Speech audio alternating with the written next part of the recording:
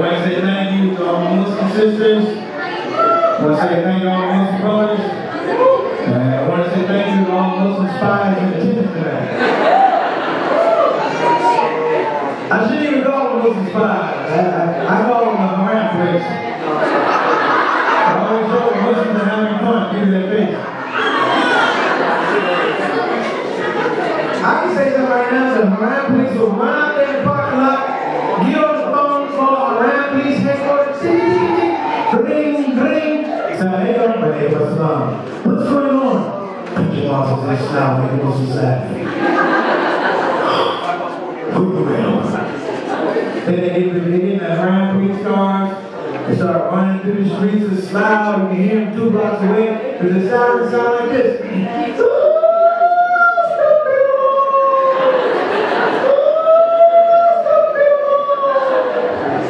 They start chasing me. They start shooting their guns. The guns sound like this. Bitter, bitter, bitter, bitter, bitter, bitter.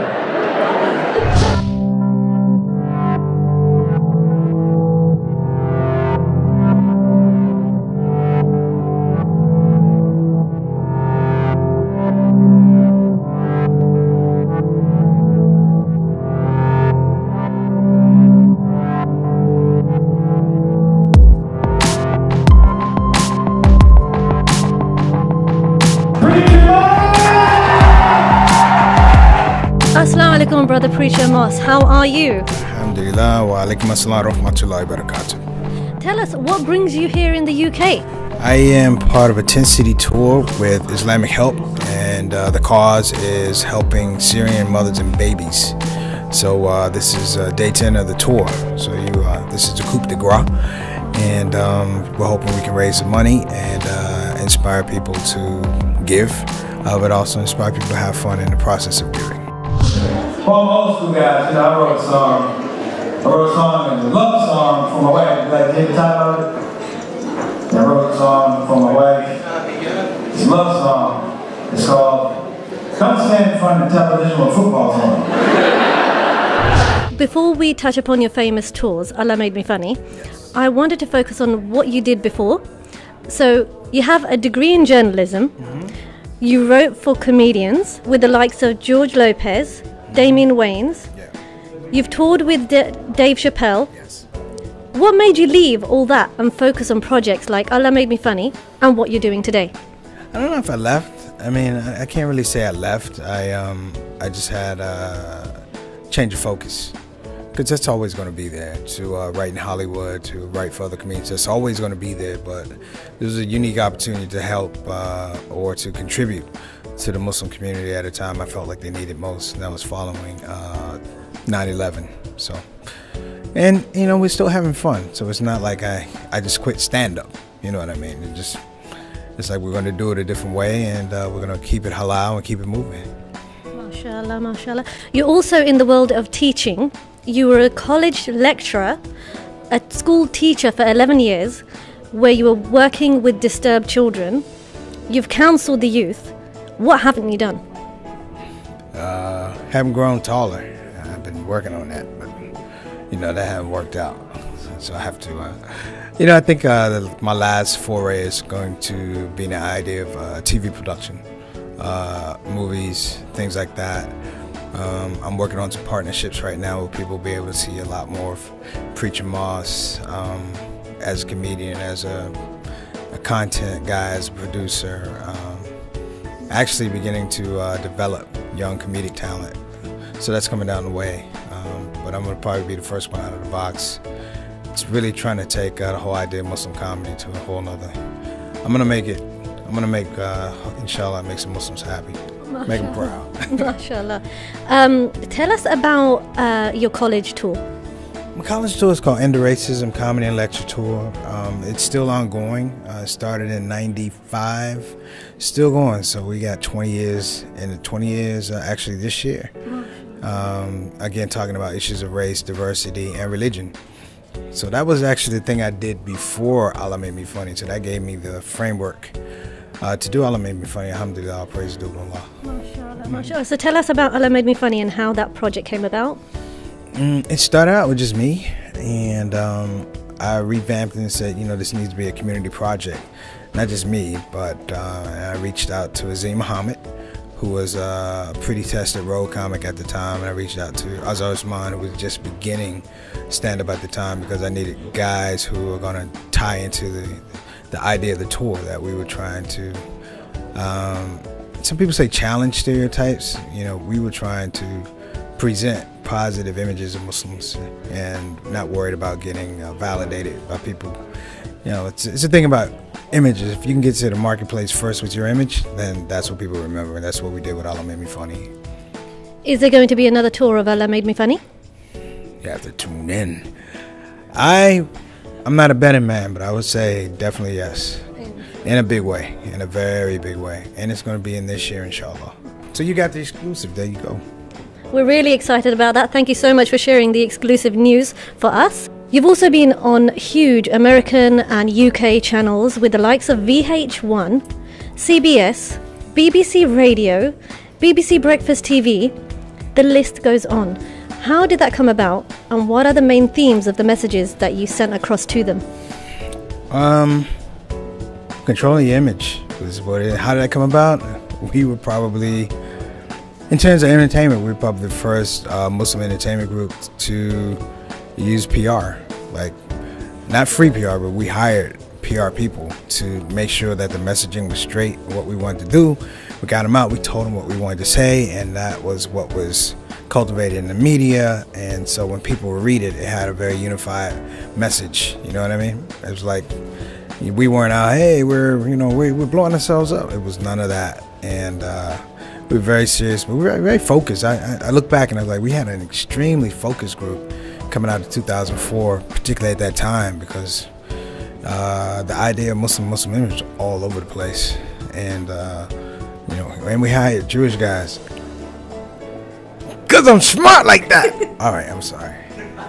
But in the UK, I got to give a holler to my main man. He's a PR person extraordinary. His name is Pedro Cavallo from Ethnic PR. He's a beast. He is an absolute beast and lovable. P, I love you, man. You're my dog. Thank you so much for that, and a great shout out to Pedro too. How do you manage to do this and balance family time? It's just, you know what? It's not that hard. You gotta want to. I think that's the thing. Any relationship, whether it's business, family, personal, marriage, whatever, you have to balance it out, and you've got to want to make it work. So when you wake up in the morning, you don't have that effort. You need to go back, splash some water on your face, and say, I'm gonna try this thing again. But that's what it is, And you have to be very, very aware of what's important, what's valuable. What are your core values? Is a big thing I tell young comedians and young artists. It's like, what are your core values before you get into this thing? Because if you haven't discovered them or you haven't claimed them, then the dunya is not the place to want to figure them out. So, that's always been, and that's coming from my mentors. Guys that are 65, 70 years old that watch me grow up, that held me in check. And, hey, Preet, get over here, get over here, young man. And they've been really instrumental in me being able to facilitate that in my own life and help other young artists. Some of them go in the mainstream, and it's like, listen, before you get there, Dave Chappelle has a great analogy about his father telling him, before you go to Hollywood, know your value. Know your value. And I tell young brothers, know your value. And your family, your religion, your marriage, your brothers, your sisters, know your value.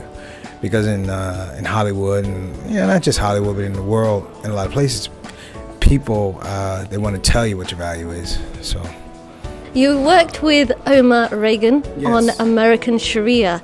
Man, how was that?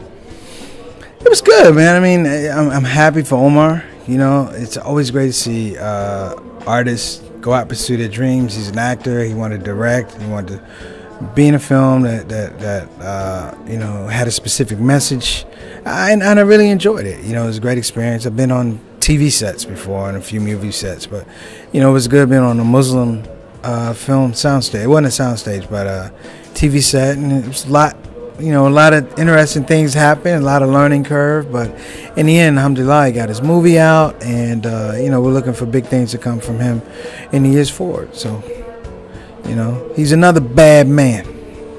How do you think your work has changed the views of Muslims? I guess the thing was I've always had the same views, but you can see where your work inspires. And I always say you can see where your work inspires other people because they'll turn around and inspire you. And I really feel confident about that. I mean, Allah Made Me Funny has been out. Man, we're going into 11 years now, and now you have guys who are 15 now, they're 25. They bring their families back, and the maturation of how people see comedy. Like Muslims come, they might see Preacher Moss and go, "Oh, it's preacher." They're expecting a good show. It's not like, "Oh, alhamdulillah, he's breathing, alhamdulillah." You better bring it. I have grandmothers who are like, "You didn't tell my favorite joke," and they're aggressive and they mean it. They become comedy connoisseurs, but that says that they love themselves a lot more, and they're not taking themselves as serious. They're taking themselves seriously, but it's not a level of ridiculousness, and I think that's fun. It's like, and it's beautiful because you can mesh. That's true comedy. You can go out in a crowd, you don't know anybody, maybe nobody looks like you, maybe nobody's from where you are, but laughter is universal.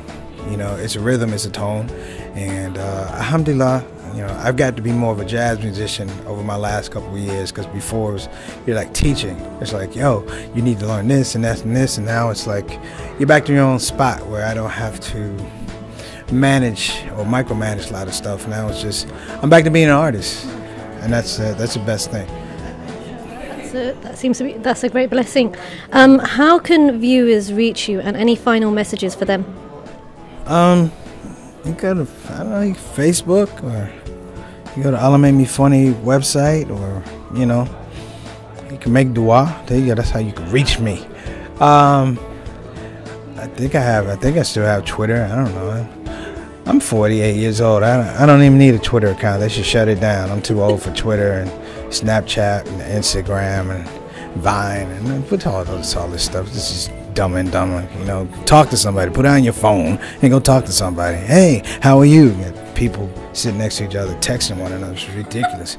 Married couples. I'm very upset at you. I'm very upset at you too. Why don't you put it on the phone and talk? But that's my rant. I'm sorry. You love social media, don't you? No, I don't. I know I'm supposed to be using it, but no, I really don't. I'm an old school guy. I remember when phones were hardwired into the side of the wall, and you needed yellow pages, a phone directory, and I remember beepers. Anybody remember beepers? You ever walking with a young kid? You remember when the phone was attached to the wall? When was that? Oh my God. Is that true? Say it's not so. Yeah. I shouldn't joke, but it is. I mean, I'm turning to an old black man quickly. That's what it is. Some people say stuff to me. I'm like, shut up. I don't want to hear about your life. People give you a big long story. This happened. Shut up. In the end, what happened? You got the job. You got robbed. I don't have time. I don't need the lead up. I just need the results. There you go. Thank you so much for your time, and we look forward to seeing you in the UK again. When are you coming next? When the spirit moves me, but inshallah, it'll definitely be at least one time by the end of the year. I'm going to be tied up on some projects back in the States, but we'll be doing it. We'll be back, and we're bringing bringing Allah Made Me Funny back, and it's the best in the business. That is the absolute best in the business, Muslim comedians. And we're going to be introducing a special guest to a young comedian on the come up. So, and he's a bad boy too.